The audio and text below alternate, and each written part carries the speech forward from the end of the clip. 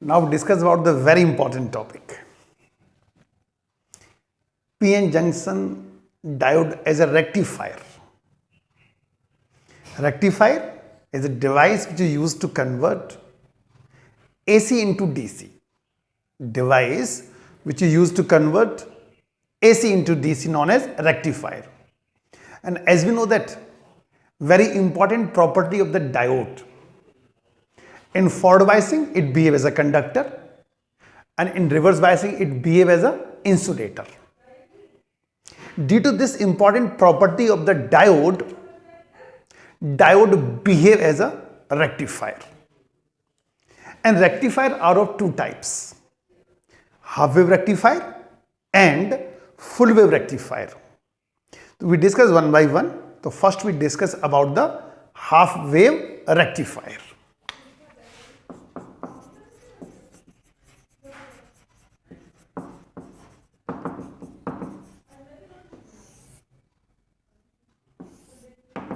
Half wave rectifier, which convert only half cycle. Clear? So it is known as half wave rectifier.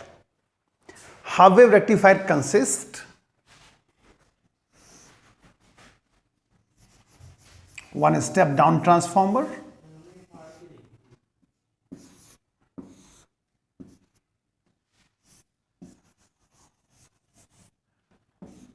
one diode, that is PN junction,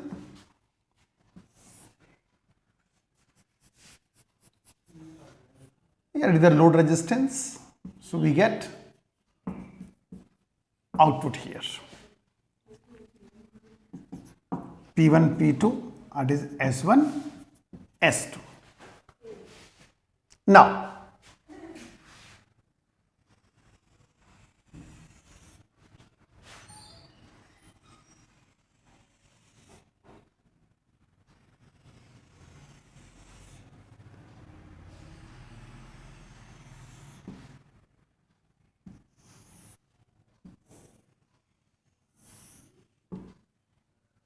is the input supply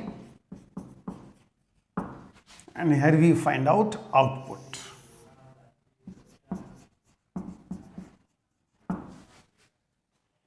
Now discuss about the working.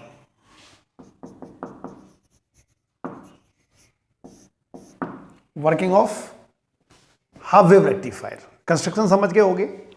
It consists one step down transformer, one diode and then load resistance. ये input cycle है and output cycle हमें discuss करनी है. Now when we supply positive half, तो P1 will be negative, so S1 will be positive due to induction. P1 will be negative while S1 will be positive. Some potential drop. So S2 become less positive, behave as a negative. Suppose you supply 5 volt. तो यहाँ अगर 5 volt हो गया, यहाँ suppose रह गया 2 volt. This 5 volt with respect to 2 volt behave as a positive. Or this 2 volt with respect to 5 volt behave as a negative. P region of the diode connected with positive terminal and N region connected with negative terminal, and as you know that such type of biasing known as forward biasing, P positive and negative. So diode become forward biased. As you know that in forward biasing diode behave as a conductor, so it conduct. So is the output. Now when we supply negative half,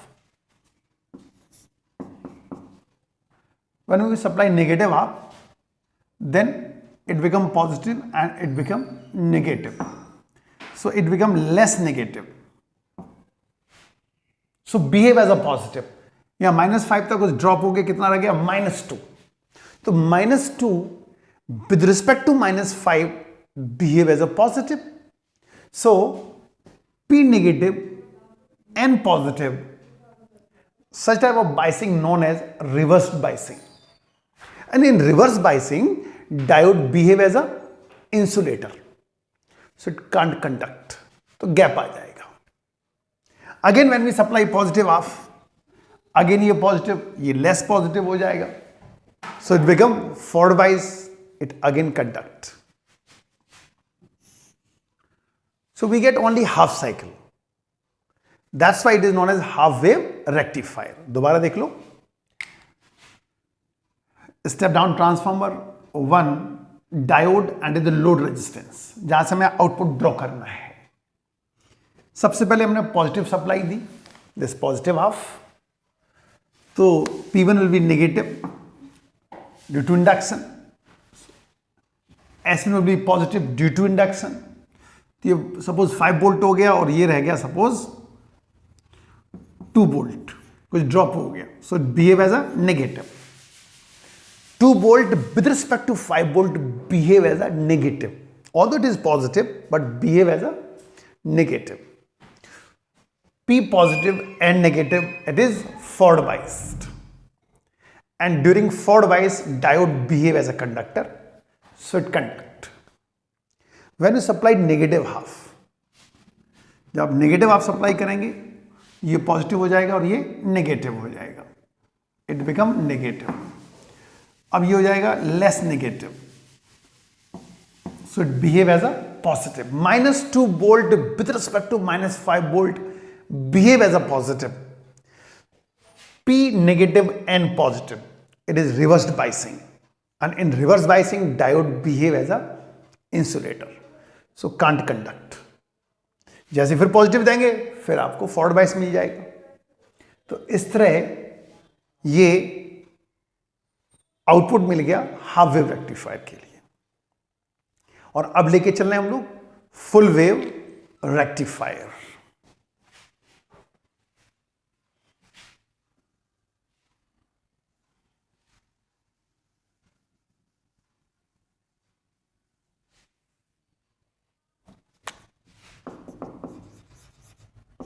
Full wave rectifier. Full wave rectifier consists of 2 diodes.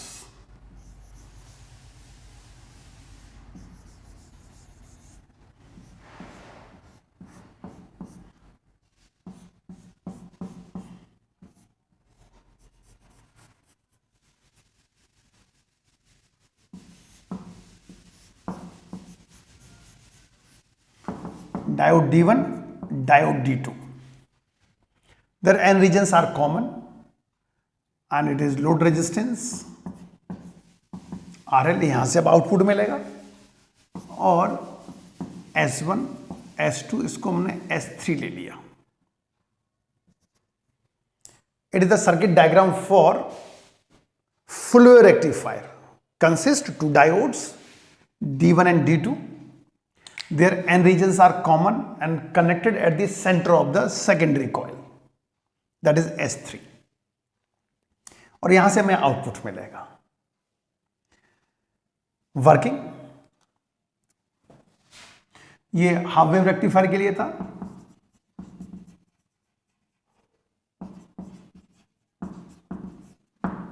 और अब output लेके चल रहे हैं full wave rectifier के लिए.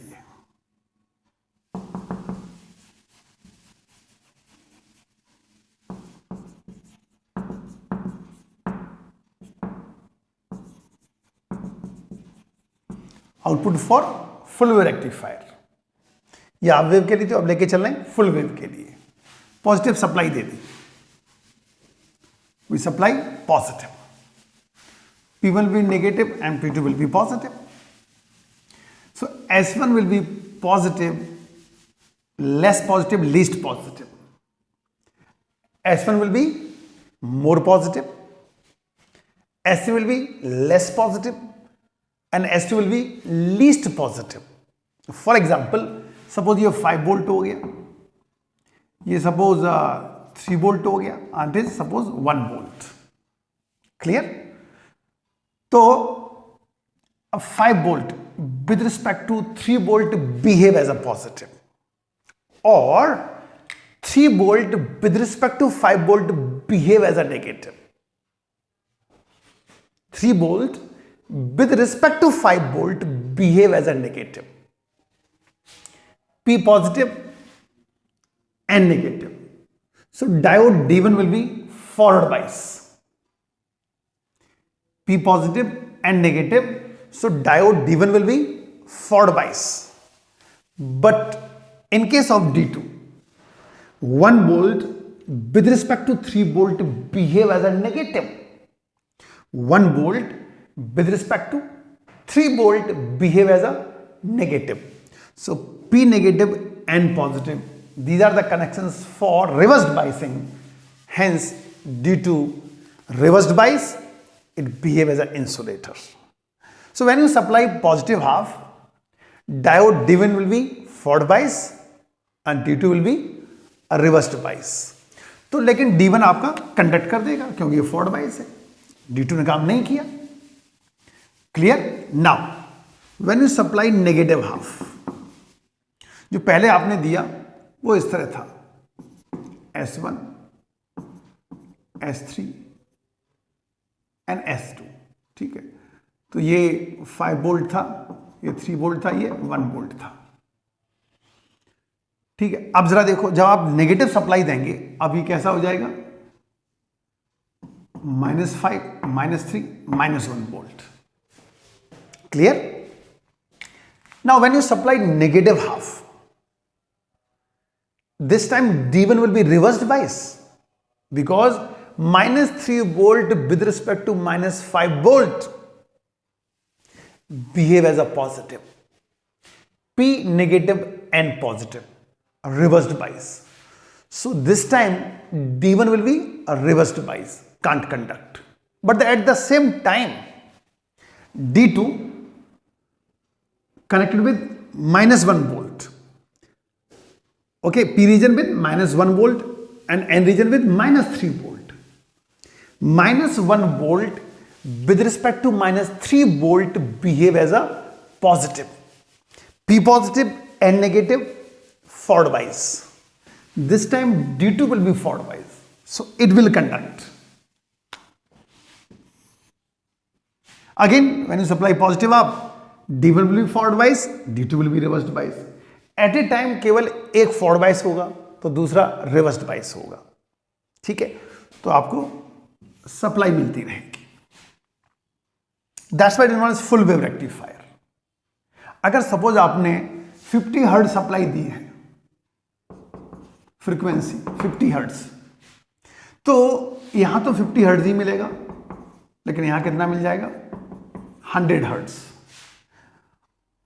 Output full wave rectifier frequency कितनी हो जाएगी, 100 हर्ट्ज. रीजन, यहां पर वेवलेंथ चेंज नहीं हुई, क्रस्ट के बाद क्रस्ट, क्रस्ट के बाद क्रस्ट आ गया, तो वेवलेंथ सेम है तो फ्रीक्वेंसी भी सेम होगी. अब यहां देखो, जहां ट्रफ आना चाहिए तो वहां का क्या आ गया, क्रस्ट आ गया. वेवलेंथ कितनी हो गई, हाफ, तो फ्रीक्वेंसी कितनी हो जाएगी, डबल. तो क्या मिलेगा आपको, 100 हर्ट्ज. क्लियर? नाउ एक होता है ripple factor.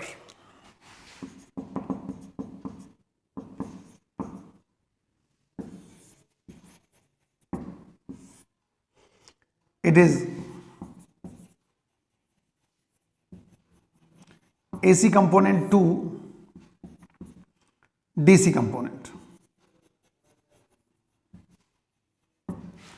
AC component to DC component. और हाफ वेव रेक्टिफायर के लिए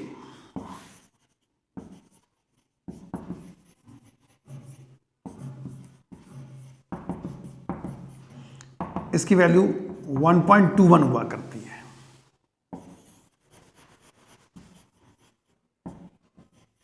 फुल वेव रेक्टिफायर के लिए 0.48 हुआ करती है. 1.21 for half wave rectifier, for full wave rectifier it's value is 0.48. एक होती है एफिशिएंसी.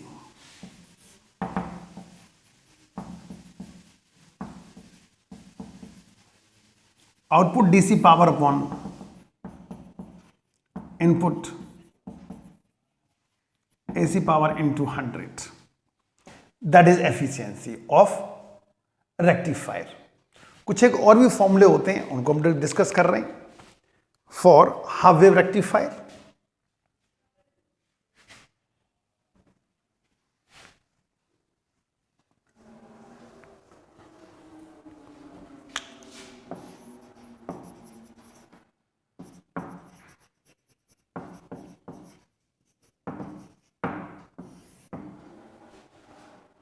VRMS और root mean square voltage, primary root mean square value, ठीक है। VPM मैक्सिमम प्राइमरी वोल्टेज और रूट 2 टाइम्स ऑफ VRMS, ठीक। Maximum output voltage VPM into NS upon NP,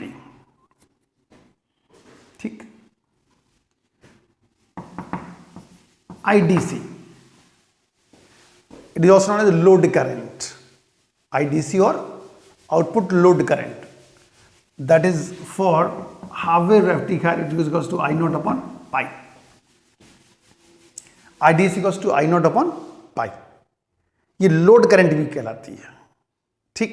now इसके अलावा हम लोग लेके चल रहे हैं output DC voltage,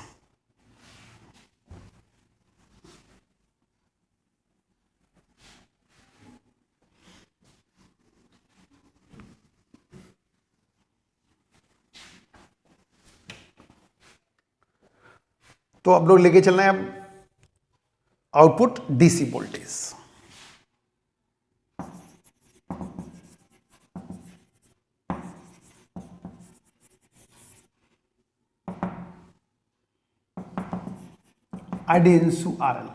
IDC into RL. So it's about the half wave rectifier. Now for full wave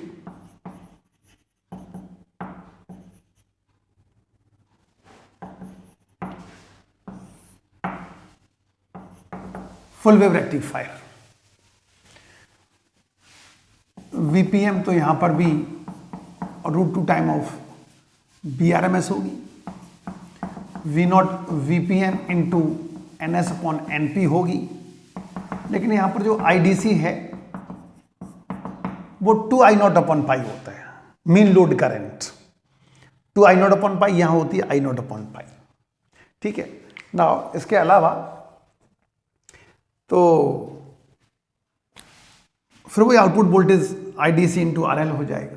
तो ये कुछ एक फॉर्मूले होंगे रेक्टिफायर के लिए, clear.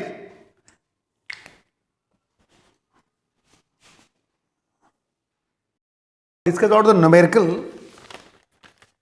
On full wave rectifier, एक न्यूमेरिकल लेके चलते हैं।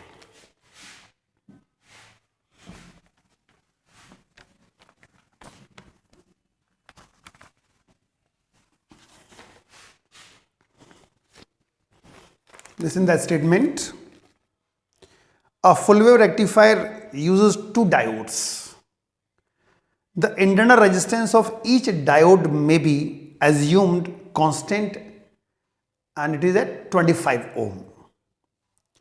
The transformer of RMS secondary voltage from center tap to each end of the secondary is 50 volt. And load resistance is 975 ohm. Find the mean load current and the RMS of the load current. तो देखो क्या क्या दिया हुआ है। एक तो R दिया हुआ है, that is 25, लोड रेजिस्टेंस दे रखा है 975 ओम, VRMS दिया हुआ है 50 volt, VRMS is given and maximum load current पहले निकालो, क्योंकि हमें मीन लोड करंट निकालना है। तो मैक्सिमम लोड करंट पहले आई नोट कैलकुलेट हमें करना पड़ेगा। तो आई नोट हो जाएगा V0 upon R plus R, VRMS given है तो V नॉट हो जाएगा 50√2 25 प्लस 975। यहां से मीन लोड करंट आ जाएगी 70.7 इंटू 10⁻³ एम्पियर। ठीक, और अब हमें निकालना है मीन लोड करंट।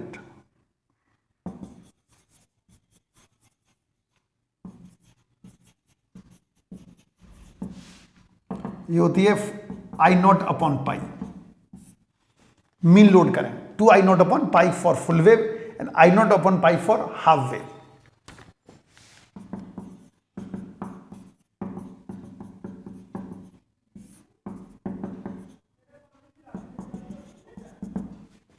तो ये मिलेगा 45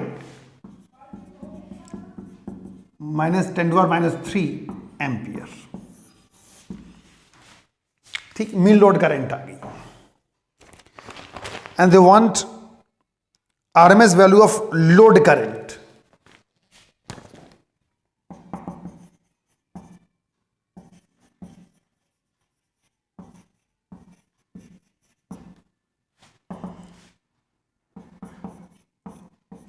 I0/√2।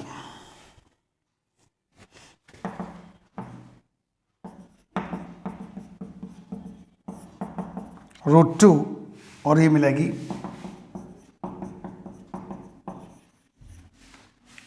ठीक, ये एक न्यूमेरिकल था। दूसरा जो आपको आउटपुट मिल रहा था वो वेव फॉर्म में मिल रहा था, डीसी में तो ऐसा होता नहीं। तो एक्चुअली कैसे ये काम करता है, जैसे आपने ये इनपुट एसी दे दिया, इट इज रेक्टिफायर।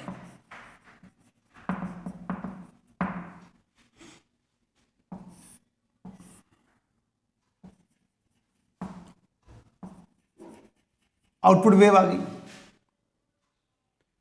फिर इसके बाद एक फिल्टर सर्किट लगाना पड़ता है।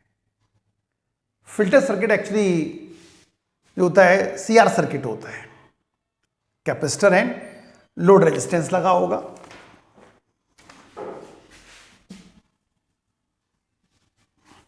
Capacitor and load resistance.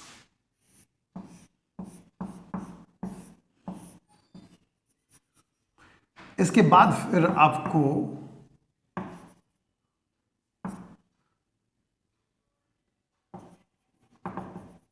Output DC मिला करती है, जो पहले इस तरह मिल रही थी वो लगभग इस तरह मिलना स्टार्ट हो जाएगी। ये एक फिल्टर सर्किट हुआ करता है। आपको पता है कि XC होता है 1/C ओमेगा या C2π∗. So जो capacitor provide least resistance for AC component, तो उसको फिल्टर्ड आउट कर देगा। For DC it provide infinite resistance, drop करा देगा, चौक कर देगा। मैक्सिमम पोटेंशियल ड्रॉप होगा लोड रेजिस्टेंस के across. That's why we get output. तो इस तरह आउटपुट मिला करते, ये एक फिल्टर सर्किट हुआ करता है, इज अ फिल्टर सर्किट। तो इस तरह में आउटपुट मिला करता है। ठीक।